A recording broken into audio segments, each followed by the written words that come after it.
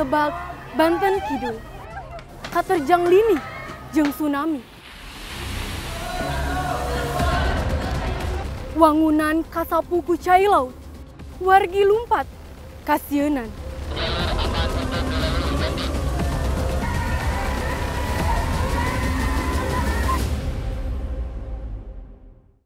Wargi-wargi, hayu urang siap siaga sampai meh ombak datang. Penggalan puisi ini bukan sedang menakut-nakuti, melainkan sebuah seruan. Mengajak kita yang awam untuk segera mengenal dan memahami dinamika alam. Karena kita hidup di daerah rawan bencana.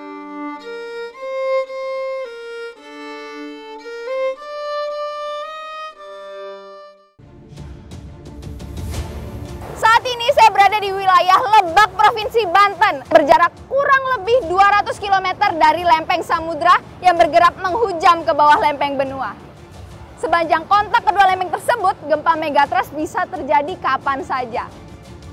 Ikuti perjalanan saya menelusuri pesisir Banten dalam ekspedisi megatrust pesisir selatan Jawa.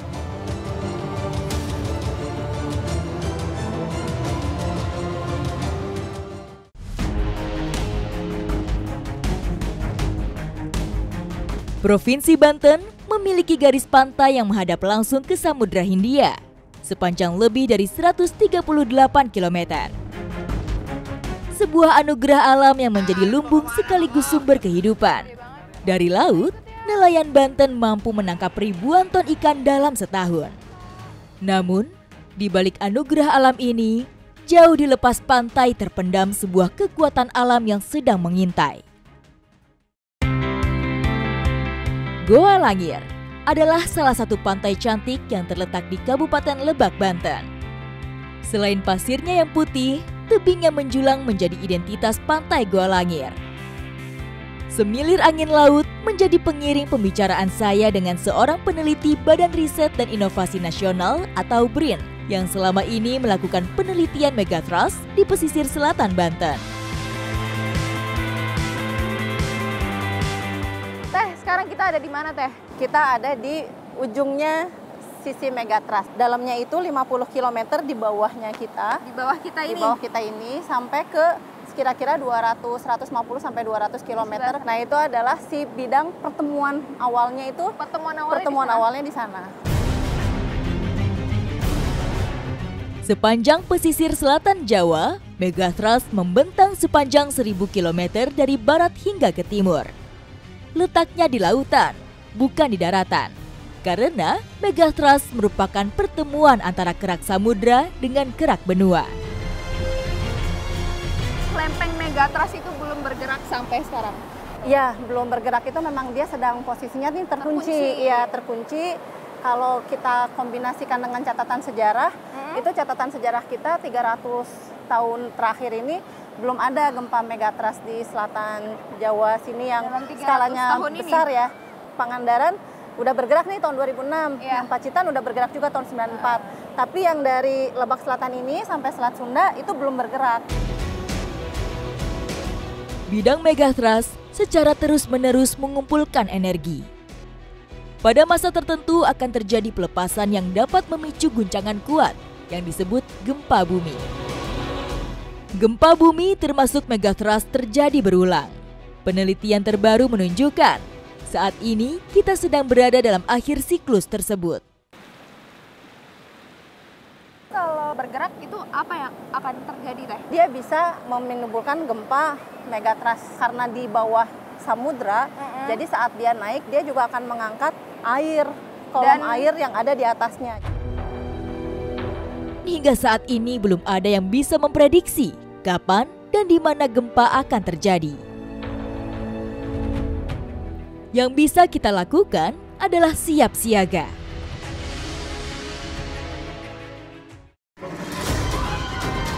Seperti yang dilakukan Sekolah SMA Negeri 1 Panggarangan Bayah, Provinsi Banten. Saat gempa terjadi, mereka paham apa yang harus diperbuat. SMA Negeri 1 Panggarangan Banten hanya berjarak ratusan meter dari bibir pantai. Letaknya sangat terbuka, tidak ada tanggul dan tanaman laut yang bisa meredam gelombang. Karenanya, saat peringatan tsunami keluar, mereka harus segera evakuasi diri ke tempat yang lebih tinggi. Pokoknya kita harus menjauh dari bangunan.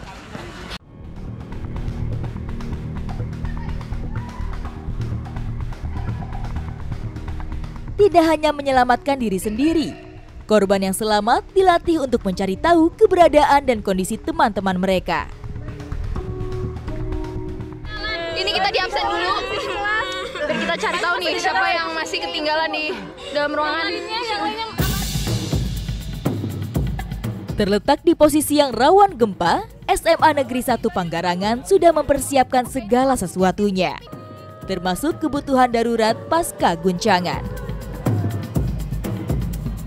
Oke, jadi selain ada tim sweeping, di sini juga ada tim logistik dan kesehatan. Jadi tugasnya mereka itu untuk mengambil makanan dan bahan-bahan kesehatan.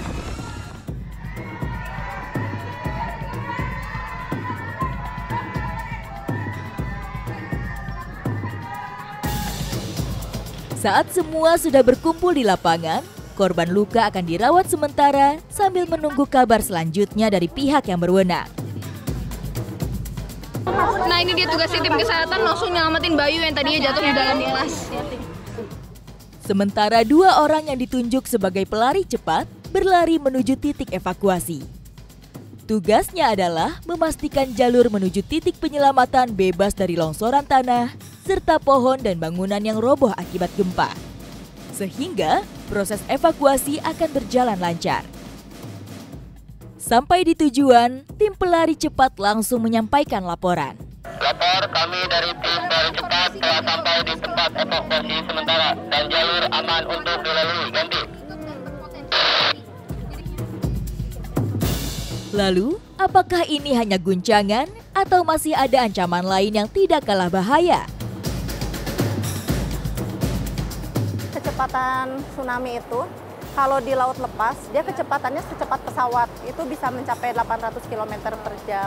Jadi nyampe sini itu secepat mobil, nanti begitu udah masuk pesisir, secepat pelari, itu kira-kira 36 km per jam. Ada info dari BMKG telah terjadi gempa bumi 8 magnitudo dan itu berpotensi tsunami. Astagfirullahaladzim. Pokoknya kita harus secepat mungkin ke tempat evakuasi. Mereka harus berlari kurang lebih sejauh 6 km untuk mencapai titik aman. Berdasarkan hasil pemetaan para ahli, sekolah dan desa Panggarangan termasuk kawasan yang bisa tersapu ombak tsunami. Warna orange pekat pada peta rendaman tsunami ini menunjukkan dengan skenario gempa di atas 8 magnitude, tinggi ombak yang akan menyapu bisa lebih dari 3 meter. Oke, jadi sekarang kita udah di titik evakuasi sementara. Di sini didata ulang, jadi setiap gugus itu ngecek kesehatan, korban jiwa, bisa jadi ada yang tertinggal di bawah sana. Setelah menunggu lebih dari 10 menit di titik evakuasi, akhirnya kabar yang melegakan mereka dapatkan dari instansi yang berwenang. Ini dari BMKG, peringatan ini tsunami berakhir, kita semua bisa kembali ke sekolah.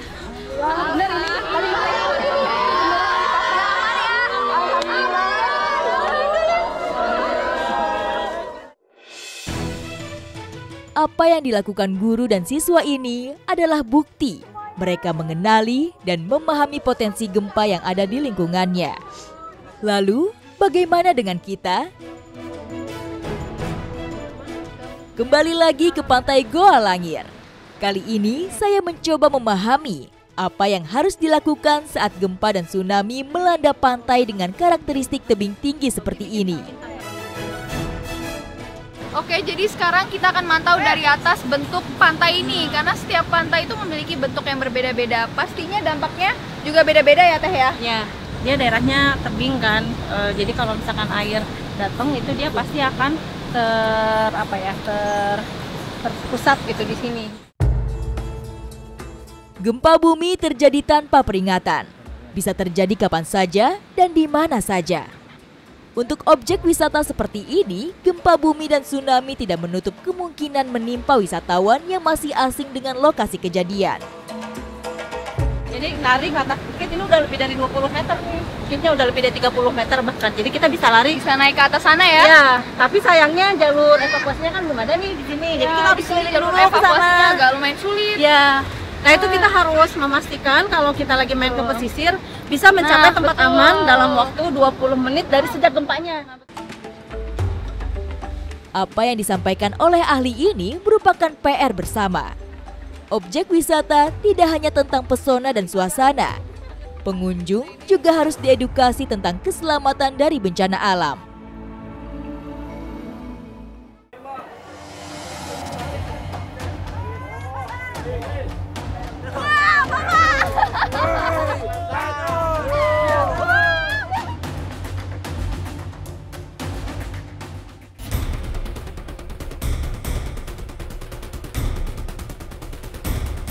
Tempat pelelangan ikan Binuangen adalah salah satu potret bahwa laut adalah lumbung kehidupan.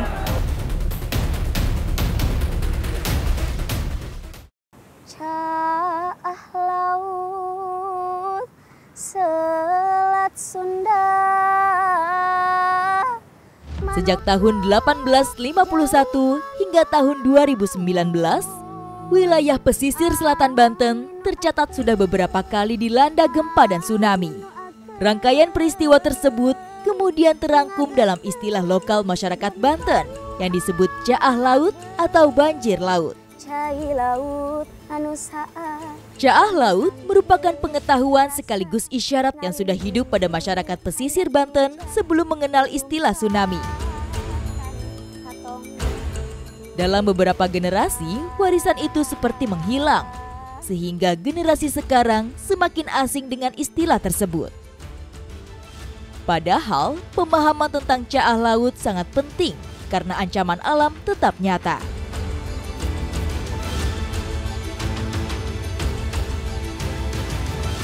Kini, setelah berkolaborasi dengan pengetahuan modern, pesan caah laut mencoba dihidupkan lagi dalam media yang kental unsur lokal. Tembang dan tarian ini adalah sebuah ungkapan untuk membangun kesadaran masyarakat betapa pentingnya untuk memahami dinamika alam.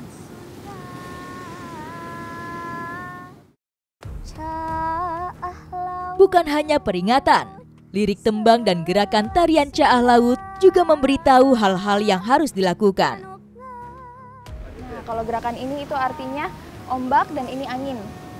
Nah, muter ya. Nah, gerakan memutar ini adalah lulumpatan, berlari-lari ke tempat aman. Hayu urang siga.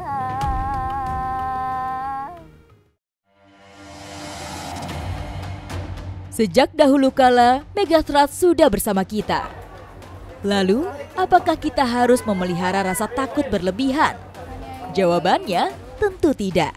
Yang perlu kita lakukan adalah siap siaga dan memelihara kewaspadaan. Agar saat gempa Megathrust terjadi, kita bisa mengurangi dampak resiko yang diakibatkan.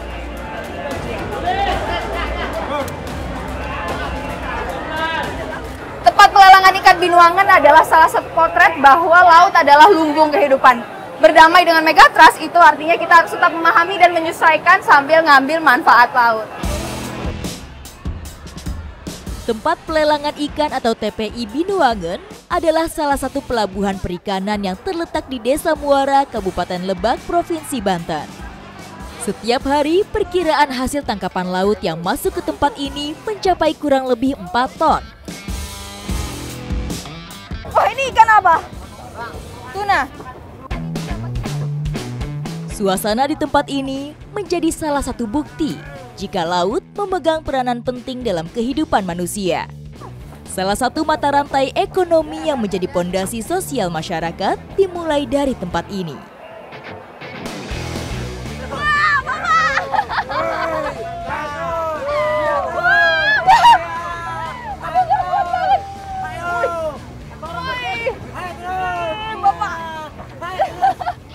Jadi ketawain loh gara-gara ikannya ini berat banget, saya nggak kuat nariknya. Woi, bantu bapak. Satu, dua. Ayo. Sebagai lumbung protein, laut menyediakan bermacam jenis hingga ukuran ikan. Mulai dari yang kecil hingga ikan berukuran besar seperti ini. 85,5. Ya ampun. Tapi kelihatan sih dari ikannya itu dagingnya tebel-tebel. Memahami potensi gempa tidak untuk mempertebal rasa cemas atau takut, melainkan menumbuhkan kesadaran serta meningkatkan pengetahuan sehingga menjadi pribadi yang terampil dalam menghadapi bencana. Jadi ini emang ikannya segar-segar, jadi masyarakatnya saling tawar-menawar secara terbuka. Lelang yang tertinggi menang, lelang yang tertinggi menang. Kata ibunya yang tertinggi menang.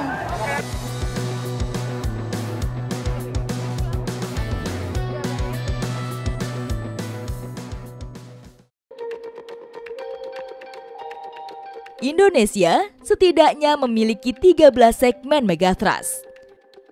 Di selatan, segmen megathrust pesisir selatan Banten menjadi satu bagian dengan segmen Selat Sunda.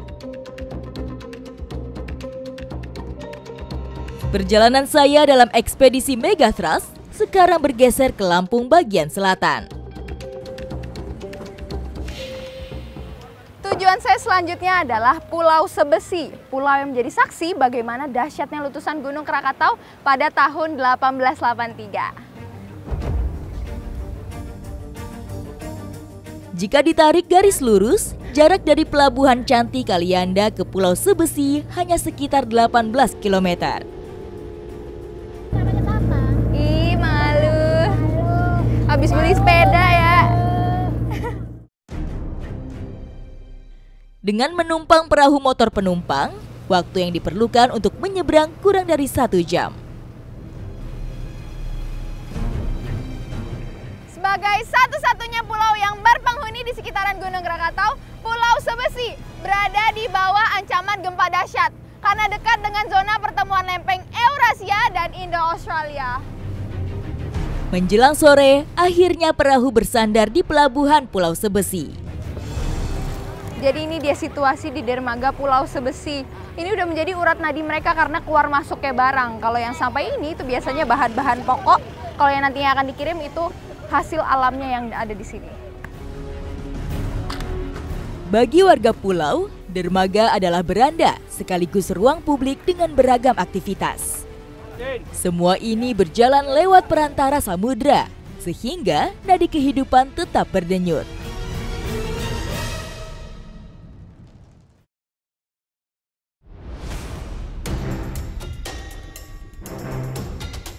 Sebesi, pulau seluas lebih dari 2.600 hektar ini dihuni oleh sekitar 3.000 jiwa.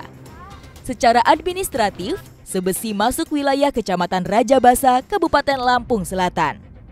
Disadari oleh warganya atau tidak, Pulau Cantik di tengah selat ini letaknya berdekatan dengan 2 sumber gempa, yaitu gunung berapi aktif Anak Krakatau dan lempeng megathrust Selat Sunda yang masih terkunci.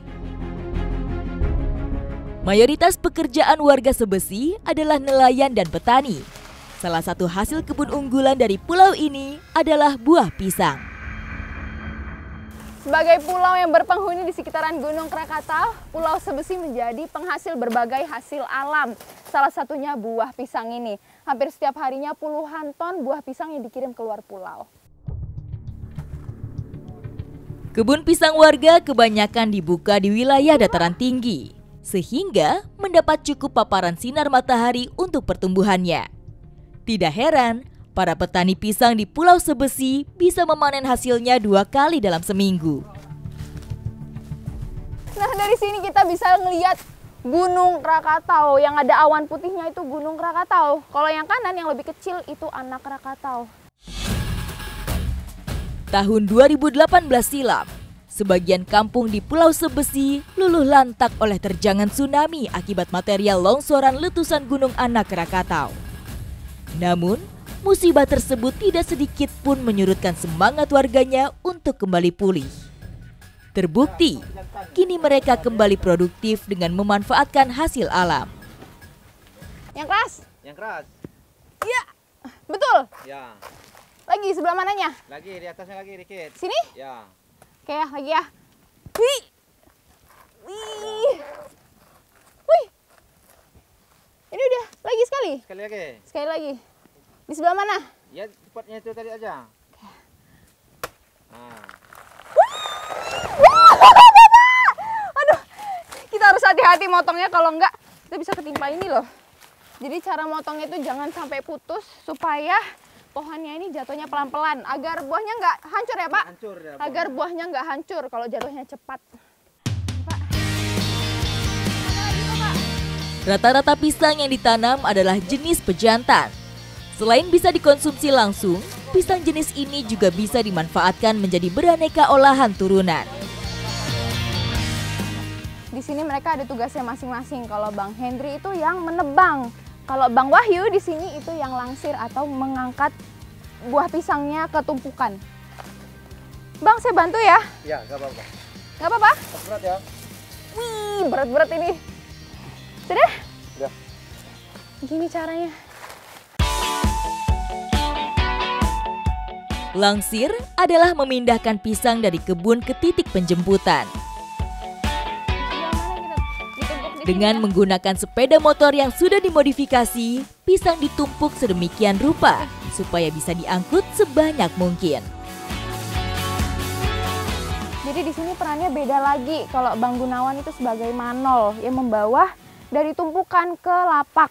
Ya nantinya dari lapak akan dibawa ke pelabuhan lagi. Pisang yang dipanen adalah pisang yang sudah tua, tapi masih butuh beberapa waktu sampai benar-benar matang. Hal ini dilakukan agar pisang tidak membusuk saat di perjalanan. Nah, saya baru sadar kenapa bonggolnya ini masih panjang-panjang. Ternyata alasannya supaya mudah kalau diangkat seperti ini. Bisa ditumpuk di sini ya.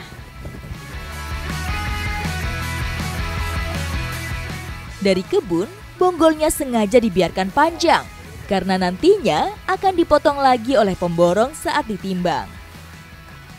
Ditumpuk di atasnya. Iya. Awas celana.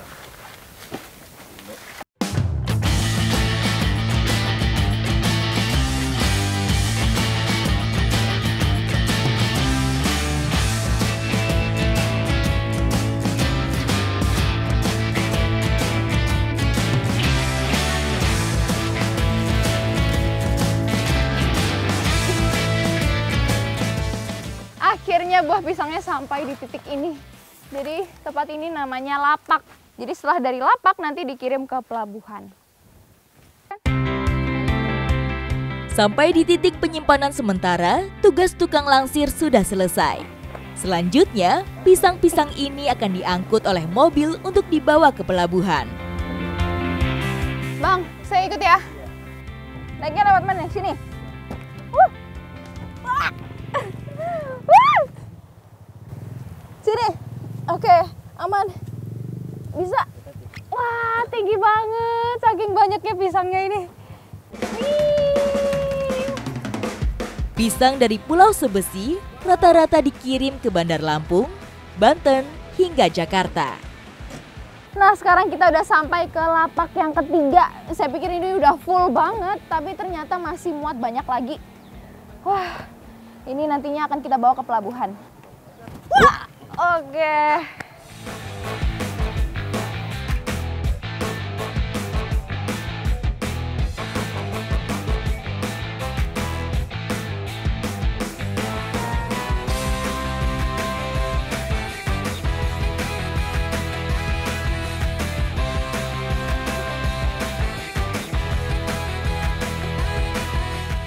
Dermaga ini adalah awal dari perjalanan panjang hasil alam dari Pulau Sebesi yang nantinya akan dikirim ke berbagai daerah di seberang sana. Ikuti jejak saya, jejak petualang. Tinggal di zona rawan bencana dan pernah tersapu gelombang tsunami, warga Sebesi tetap bertahan. Rasa aman warga tumbuh karena keterlibatan berbagai pihak dalam upaya melindungi pulau ini dari terpaan bencana.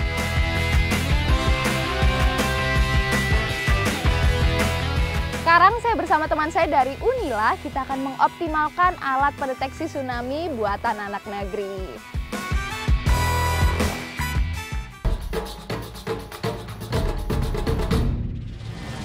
Gempa bumi tidak bisa kita hindari. Dengan ilmu pengetahuan kita bisa membuat sistem sekaligus benteng yang mampu membangun kesadaran bersama agar senantiasa waspada.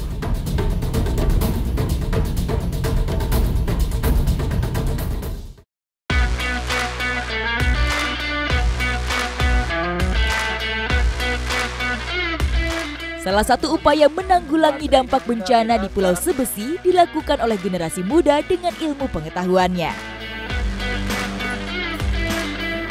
Tinggal di zona cincin api, resiko yang dihadapi sangatlah besar. Yang bisa kita lakukan hanya meminimalisir resikonya.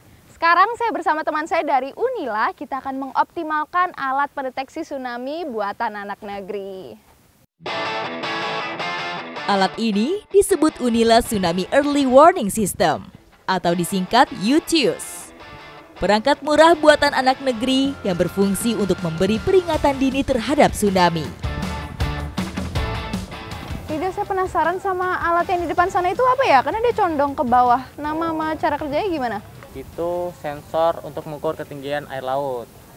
Untuk cara kerjanya dia bakal mantulin gelombang ultrasonik ke bawah. Ketika sampai air laut, dia balik lagi ke sensor itu dan itu bakal direkam sebagai data ketinggian air laut.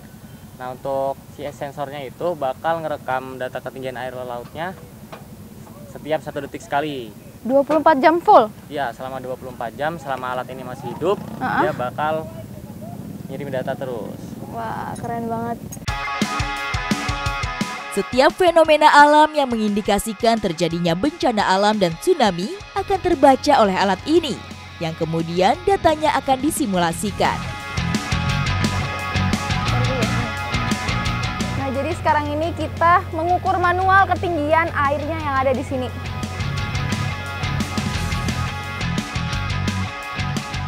Oke, setelah ini kita akan mencocokkan hasil data yang sudah kita ukur secara manual dengan hasil data yang sudah diterima di sistem. Jika berpotensi terjadi tsunami, hasil olahan data akan dikirim sebagai sinyal alarm yang akan disebarkan oleh sirine pada papan informasi yang ada di masjid-masjid di Pulau Sebesi. Jadi ini kamera yang tadi? Iya, yang tadi yang dipasang. Yang ada di alat itu? Iya. Ini real time terus di video? Iya. Airnya itu surut atau memang pasang gitu, bisa dilihat dari sini. Bisa dilihat dari yang ini? Iya. Sesuai peraturan pemerintah, yang berwenang mengeluarkan peringatan tsunami adalah BMKG. Namun, dengan cara kerja alat ini, masyarakat akan mendapat alarm lebih awal sehingga bisa menyelamatkan diri, meskipun BMKG belum mengeluarkan peringatan. Gempa bumi tidak bisa kita hindari. Dengan ilmu pengetahuan kita bisa membuat sistem sekaligus benteng yang mampu membangun kesadaran bersama agar senantiasa waspada. Ikuti jejak saya, jejak petualang.